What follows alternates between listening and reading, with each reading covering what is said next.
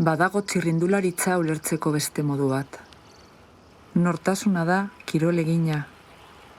Jaiotzen ikusi gintuen leku hori da, eta handik atera gabeaz gaitezke. Gure ametsak babesteko arrastoa da, biharrak ikusteko ispilua, egia lautada faltsuan.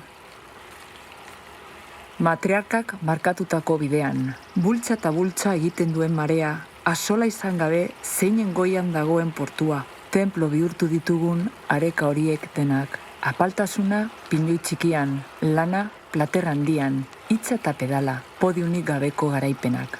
Morea, bandera izan, baina askoz lehenago. Pertsonak, txirrindulariak, ordena horretan.